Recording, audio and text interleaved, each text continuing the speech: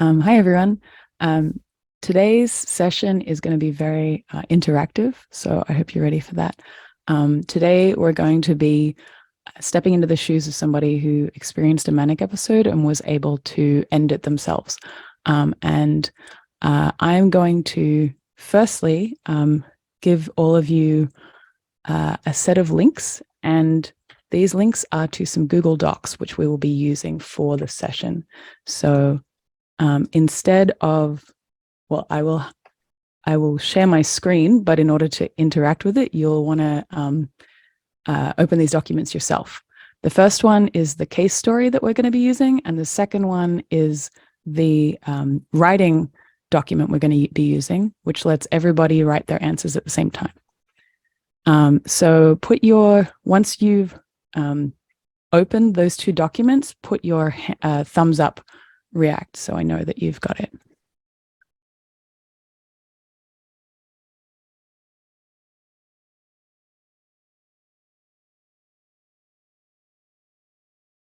And if you're having any technical issues with that, then put questions in chat.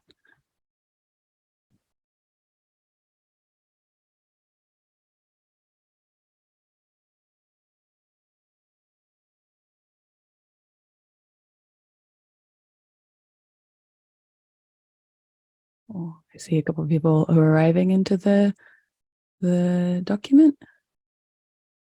Great. And then I'm going to just share the case itself. Okay, 1 second.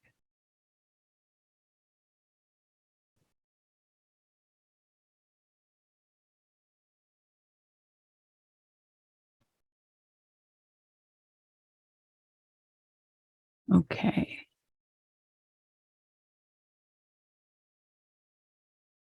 So if you are having trouble getting into either the story document or the writing document, then you can write in chat and I will see if I can help you get into those. Otherwise, we're going to get started. And I'll describe a bit first about the case that we're learning with. So today we'll step into the shoes of someone experiencing a real manic episode. The person this story is about has given me permission to share it, and I asked to share it because I think it's very interesting and very special. He was able to end the episode himself with extremely minimal use of medication without being hospitalized. We're going to read through the story together, and at key points, we're going to ask ourselves, what would I be paying attention to here, and what would I do here? This lets us compare what we notice and what we imagine we would do with what he noticed and what he did in the actual situation. The reason for this is real-life mental health crises are messy and complicated, and they don't fit neatly into either categories like DSM labels or checklists. So this technique of learning from real-life stories helps us imagine how we would respond in a messy situation and discuss the differences between what we would do and what the expert did, and the expert in this case being the man in the story. So instead of assuming the expert in the story is right and we're wrong, we're trying to understand the reason for his actions and for our decisions, so it helps us respond better in the future. There are probably several different good ways to respond at each point.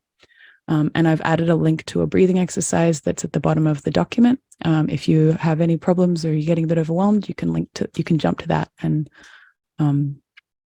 take a bit of space. So the first thing I'm going to do before we start reading through the case is I'm going to ask everybody to open the notes, the writing document. There's a link to it in the story doc, and write your name. That space below your name is going to be where you write things. So I see we have how many? 16 or say 14 people here. So I'm looking for, some youghly that number of names written in the document. And that just means that space there is yours as we answer the questions. Then you're writing your name there. So Shay's asked how to get into the writing document. I will copy paste the links again into the chat. The writing document is the second link. The first link is for the story. The second link is for the writing. I apologize for the number of links. And you can also, once you've written your name, just put a thumbs up react in Zoom.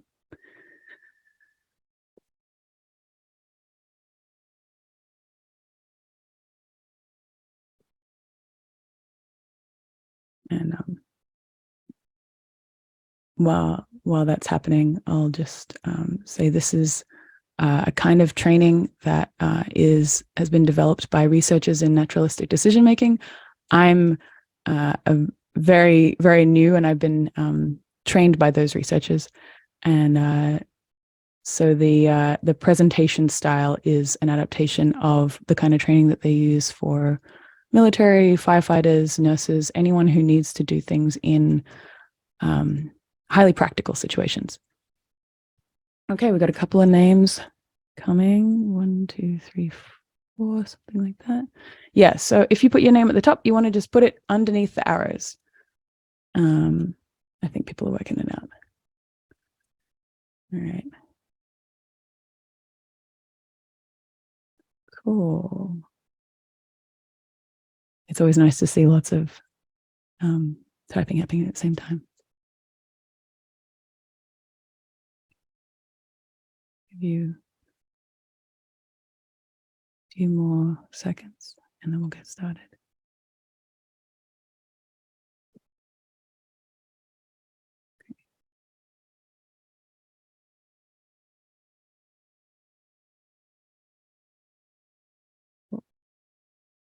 All right, so I'm going to read through our story.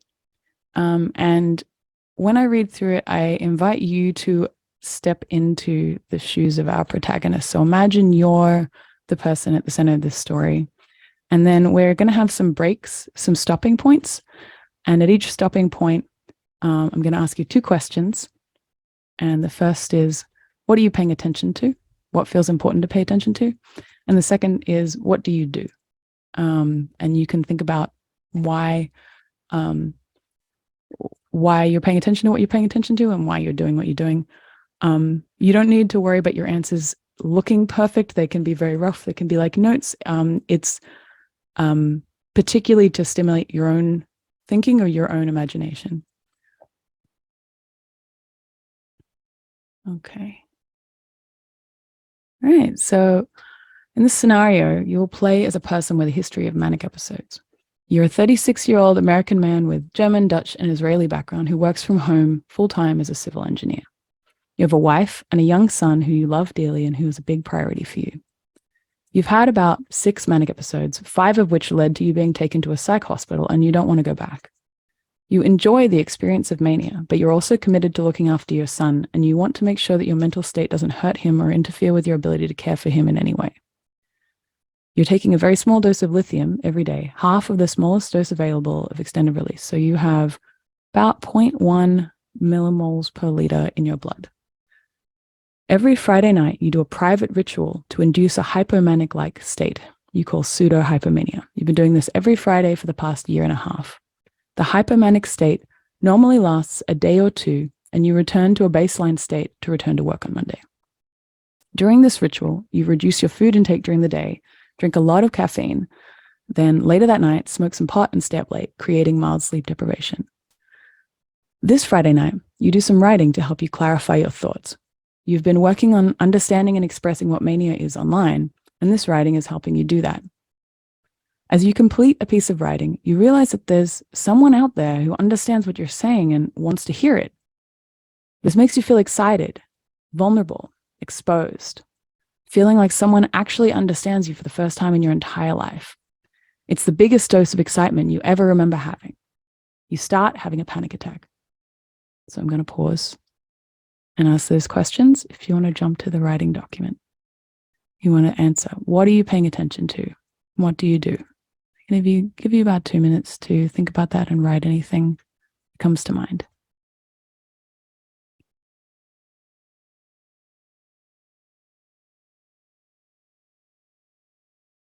See if I can just share a bit of music if I can.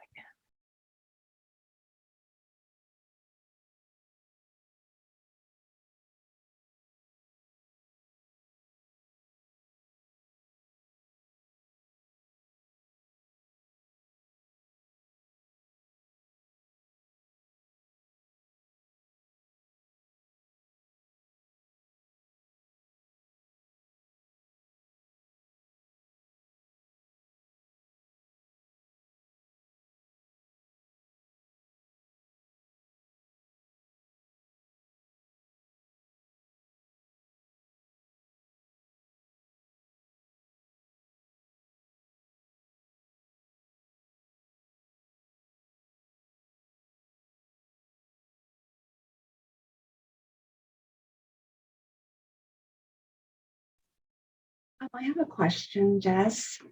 When you say what do we do, are you talking about what do we do if we are this 36-year-old American man, or as someone who's helping him through the crisis? Yeah, you're thinking you're playing him. Okay, thanks. Yeah.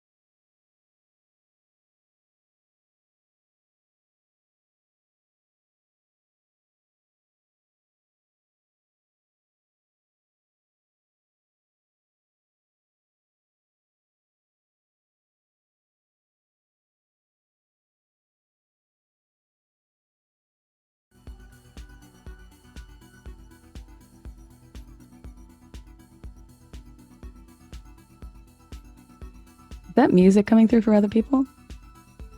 You can thumbs up if it is. Yeah, great. Okay. I'll put this on when we do writing so people know when the writing's on and off. Okay, so about 30 seconds more and then we'll move on.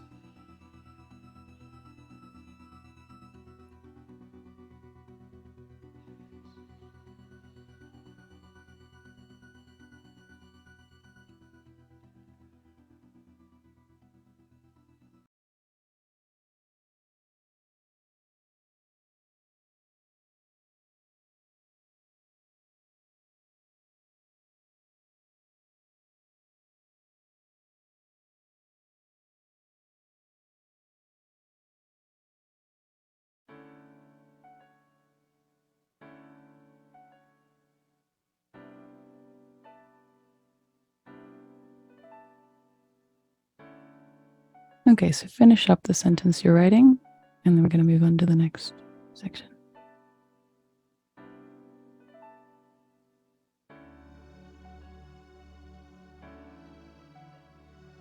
Also, if at any point you feel like you want more time for the writing, just say that in chat and I'll see if I can slow it down. Okay, move on. Part 2. You can't sleep that night. You go into your son's room and snuggle for a few hours while trying to get to sleep. The next day, you call into work and take the day off. You start setting up Family Medical Leave Act leave, which lets you take up to 3 months off work without being fired with a medical issue, and short-term disability insurance payments, which will pay you 60% of your salary for that time period. You happen to have an appointment with your psychiatrist already scheduled for the Monday, 3 days after the panic attack. You send him an email in advance saying, "Hey, I'm manic. I need you to sign this FMLA stuff." He tries to get you to increase your lithium dose, but you don't want to do it, so you don't. He also refreshes your Seroquel prescription. Seroquel is an antipsychotic. So you have some on hand just in case you need it. He's chill. You like him a lot. Then you just start living your manic life. You aren't trying to stop the episode immediately, but you also aren't trying to experiment with your head by taking stimulating substances or doing anything you know amplifies mania. You don't consume caffeine at all during this time. You remove stress, stick to a regimented routine, exercise, stretch, meditate, and ensure that you eat healthily. Your wife helps with this and makes you delicious food and reminds you to eat it. She isn't a huge fan of you being manic, but she understands it's important to you and leaves you alone, but also gives you affection and support where it's needed. If your wife were to start worrying, or you were to start worrying, you would take the Seroquel, but that doesn't happen. You spend a lot of time with your son. You seem to be in a normal mood, euthymic to other people. You spend about 2 weeks in this state, with intermittent bumps into mania. I'm going to pause again, the next part. And if you want to write your answers to this section just below whatever you wrote for the first one, you can label it part 2 if you want. So the questions are, what are you paying attention to? What do you do? I'm going to give you a couple of minutes to write your answers there.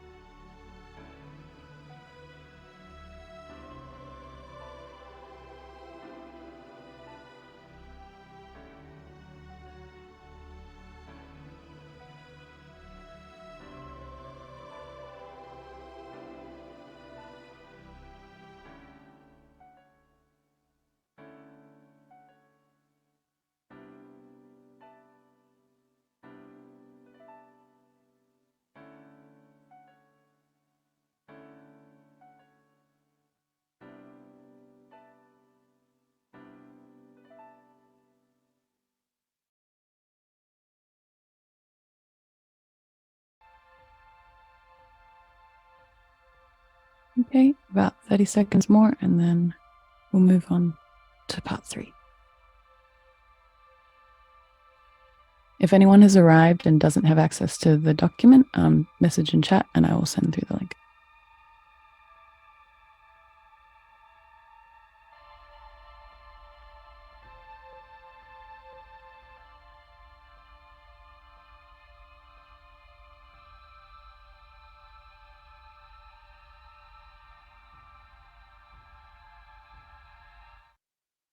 Okay. Moving on to part 3. And if you want to follow along with part 3, that should be screen sharing that. Great. Part 3. Then you have a planned 4-day trip away with your bros from college. 6 or so other guys. We're in a shitty little Airbnb away from everybody, just playing games and having fun. During the trip, you're getting sleep deprived, using pot continuously and doing caffeine on the final night. You have an old familiar vision of your plan to save the world, and you catch a glimpse of what you need for it for the next couple of steps and just general guidance. Then the last night of your trip, you're in psychosis. You're, according to you, super manic, super psychotic, but also presenting yourself as stable. One of the guys on the trip is a doctor, and these guys have known you your whole life and seen your manic episodes before. And none of them notice anything until perhaps the final morning, but they aren't worried. You take a break from the trip at one point to drive back home and snuggle your kid down for a nap, spending half a day with him. After the trip ends, while you're driving home, you're in a heightened manic state, definitely psychotic. You're experiencing continual connections between thoughts as if you can see everything at once.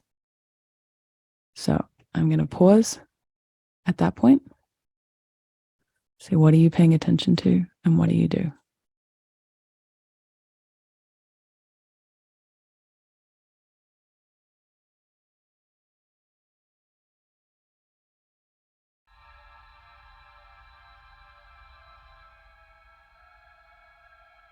This is part 3 if anyone wants to label their sections.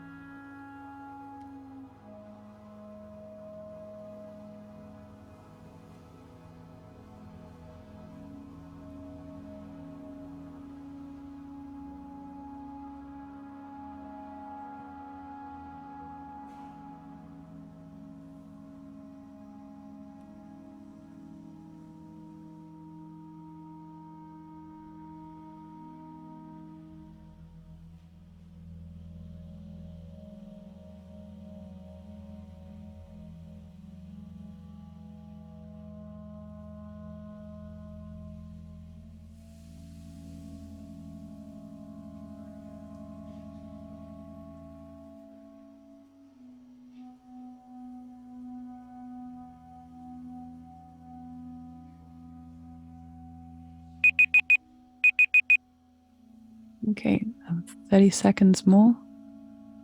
writing.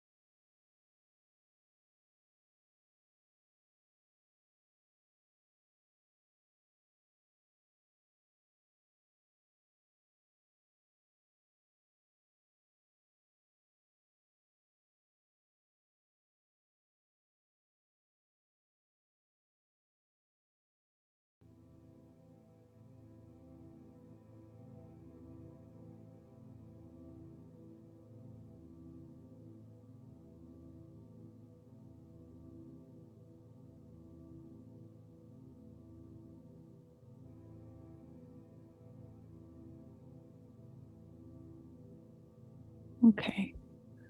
We're going to move on to part 4. It's very short. Part 4 is just you decide to initiate your episode termination protocol, implementing healthy coping strategies to the maximum of your abilities.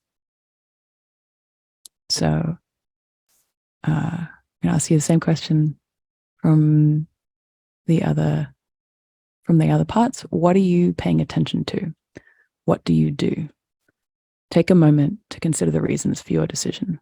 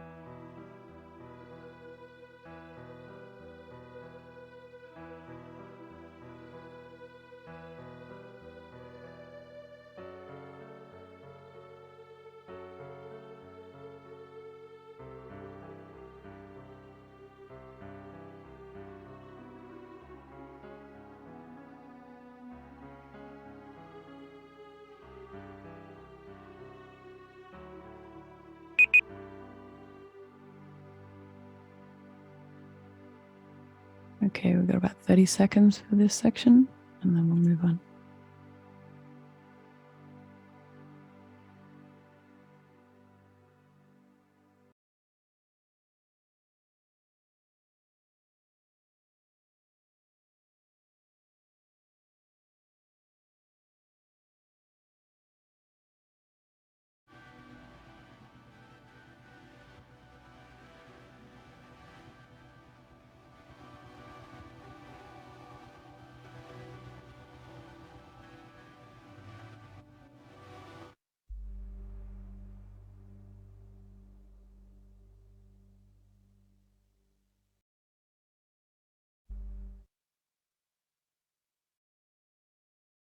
Okay, I'm going to move on to part 5.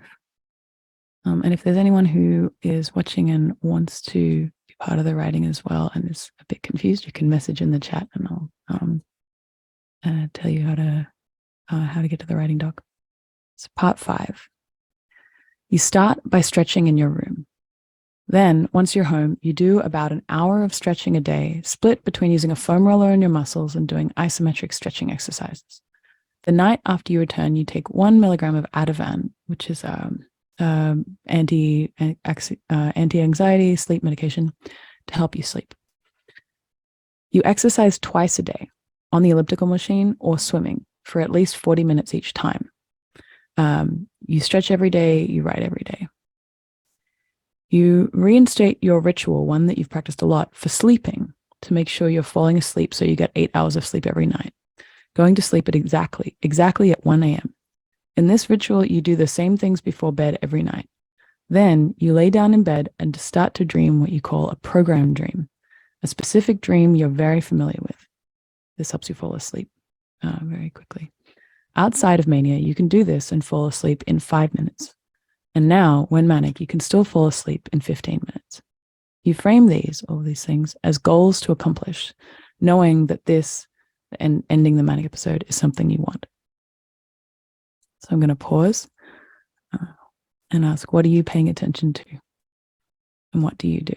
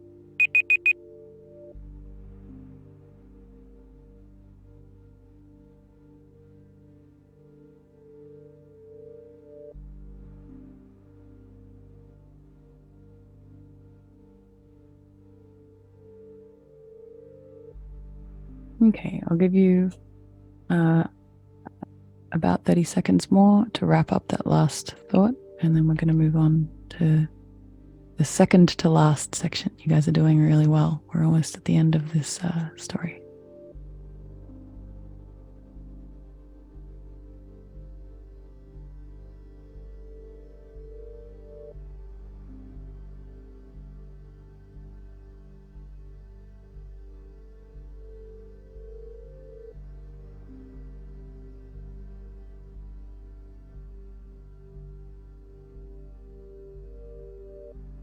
Okay, so part 6. And actually, I'm just going to batch part 6 and part 7 back together so that we can get to the expert commentary part. So 6 and 7. It takes about 3 days for you to get back to about 90%, 5% normal mood, and another 3 days to be sure back to 100% normal mood. You normally smoke pot on Fridays and you started your shutdown protocol on a Sunday. So when you get to the next Friday, even having some pot on this Friday doesn't affect you too much. You end up spending a month and 3 days away from work. You see your psychiatrist one more time to get approval to get back to work, including 2 additional days for the psychiatrist to process the paperwork. Psychosis continues, possibly for a month or two, tapered off over a week or two. You notice the difference most when writing. Psychosis and the delusions of grandeur it involves give you motivation for your writing. In this period, you're still sleeping fine. You write constantly in gaps in your work. Your workload is a little bit lower on your return, and you feel freer to share it online than you would at other times. Your boss notices you're a little distracted on a work project, but that's the only noticeable effect on your work. Eventually, the motivation and highly connective thought patterns of psychosis fade, and you write less. So that's the last section. I'll give you one more time to write your answers to what are you paying attention to? What do you do?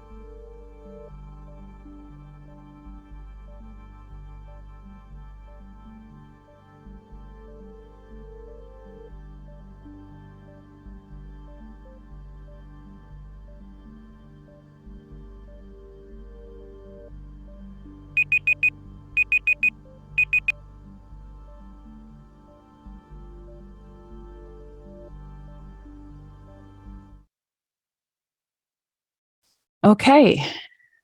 Now, we're at the end of the story. I just want to say congratulations for everybody who has been writing their responses the whole time.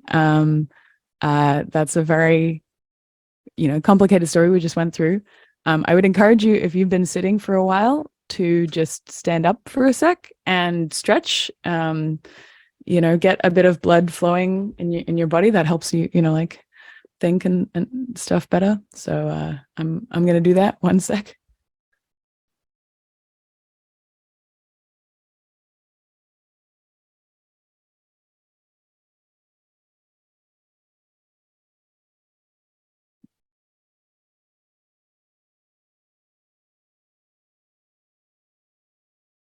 Okay, so in this next section, our expert has kindly provided me with his commentary. So this is kind of his responses to what you guys wrote. And I am going to share that. Firstly, I'm just going to put the link in the chat. And secondly, I'm going to share it on the screen. So firstly, link in chat here. And then secondly, I'm going to share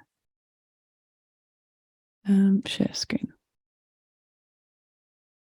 And this is the chance for us to find out what he was thinking and what he was doing, and then to compare them.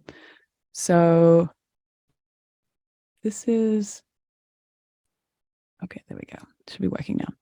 This is a little bit more informal, and it may be a lot to take in. So we're just like I'll give you a few minutes to have a look at it. I'm just going to kind of talk through some of the main things that he was noticing for each part. And then once we've talked through that, you can just add in either in Zoom chat or in the writing document. What do you notice about the differences between your responses and his? And what are you thinking about that? So first of all, let's look at part one. So what was he noticing? He was noticing that at the beginning of the panic attack, his breathing was difficult, and he had a lot of different feelings and patterns in his head. He was sort of enjoying the panic attack sensation from a learning perspective, wondering like what chemicals are inducing which feelings and patterns. He noticed that he was continuously thinking about the events leading up to the panic attack and the motives of others. He calls that pronoid thinking and paranoid thinking. So pronoid is when you think everybody is trying to help you, and paranoid is when you think everybody's trying to hurt you. He noticed that his thoughts seemed more interconnected than before, clear sign of a manic state. And he noticed that this was extremely unusual and that the ramp up was instantaneous. Normally, he's had an experience of a ramp up being slightly elevated to hypomanic to manic. So what did he do? He immediately tried to find something to calm him down. He paid attention to his difficulty breathing and tried to correct it. And he paced, which helped him think while he's manic. Okay. So part two, this is the part where he's getting time off work and then he's living his manic life. So there's a lot of things he was paying attention to in this part.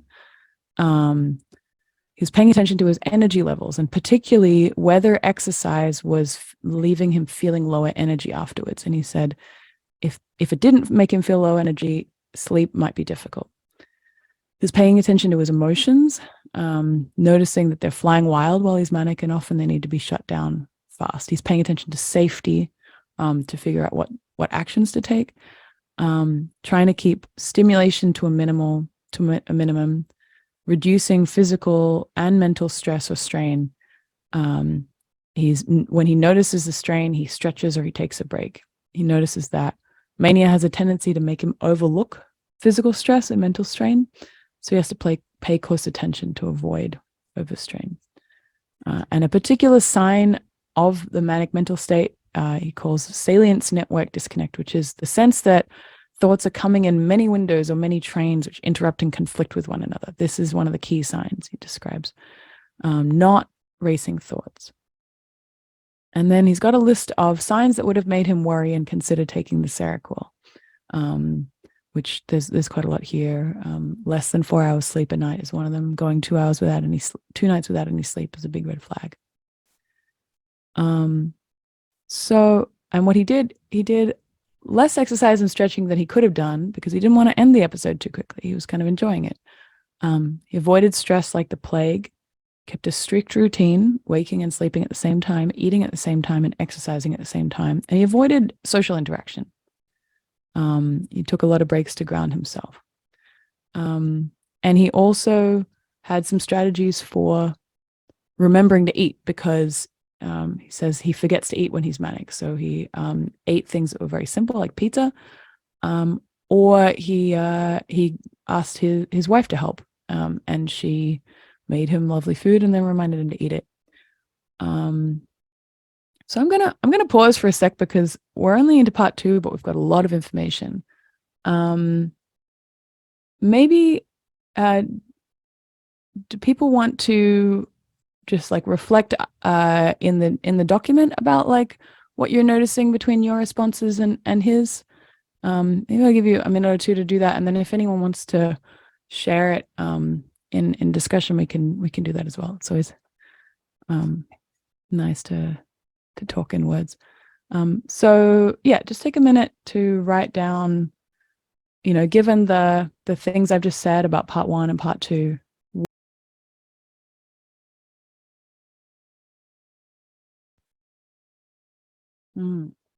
Rebecca says it really underscores the meaning of the word expert. Do you mean, or can you say more about that? What Rebecca said, one of the things that she notices is that the wealth of knowledge he has about himself. It really underscores the meaning of the word expert.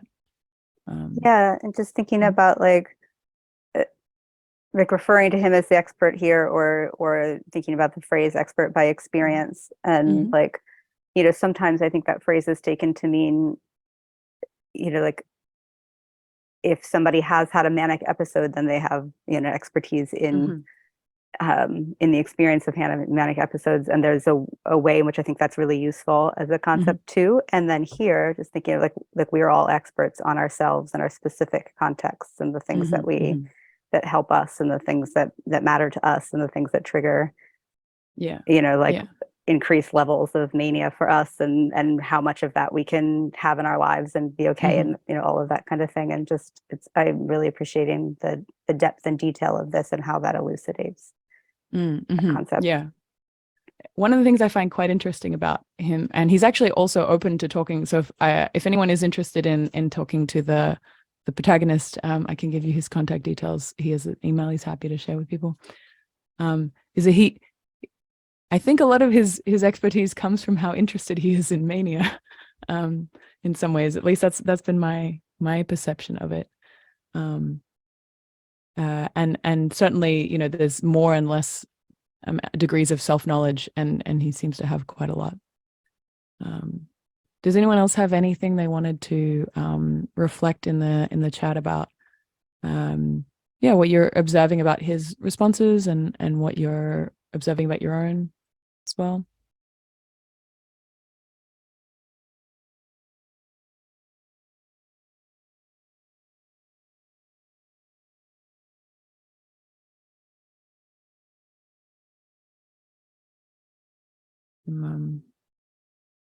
Just reflecting on people's just looking at the document. If we never had manic episode, this exercise is difficult because my answers really are all guesses. Yeah. That is true. Like it's I think there are some people who maybe have seen someone else have a lot of manic episodes, or they've seen a lot of manic episodes in their work, and so maybe that gets a bit easier. But yeah, like one of the reasons to do this sort of training is to get exposure to a kind of experience that you may not have had, but that might be helpful in your work.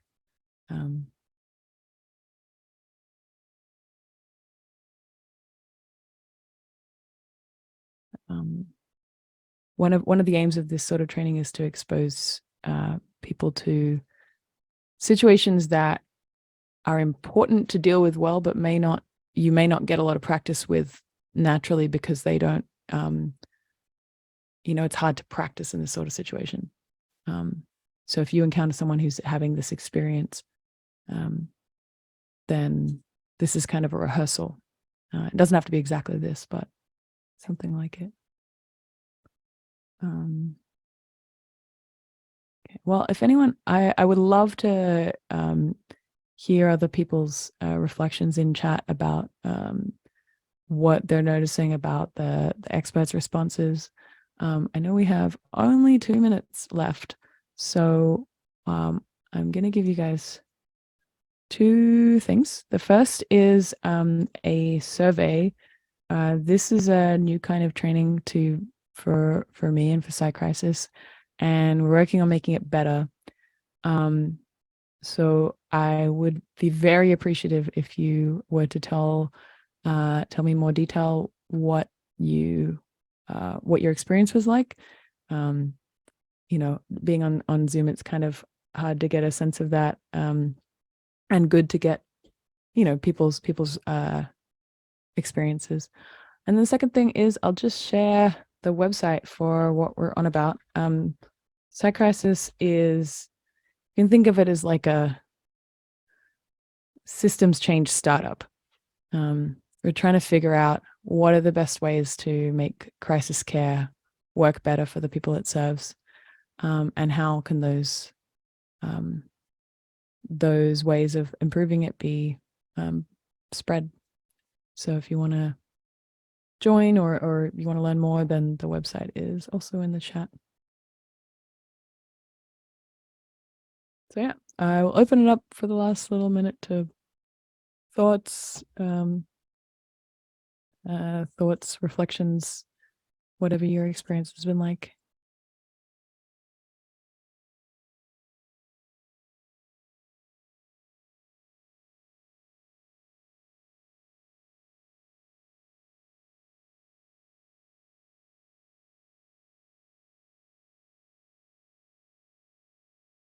Also, I'm appreciating Giselle's observation that the exercise is difficult because hopefully these exercises will be challenging, but not too challenging. So if they're too challenging, that's good to know. But if they're challenging a bit, then that's good. So, all right. I think we're at time. Billy, do you want to take the mic? Jessica, I want to thank you for your presentation and thank everyone for their participation in the exercise. Okay. Enjoy the rest of the conference, everyone. And thank you again, Jess. Yeah. Thank you, Jess. Yeah. Nice to see you. And thank you so much for participating.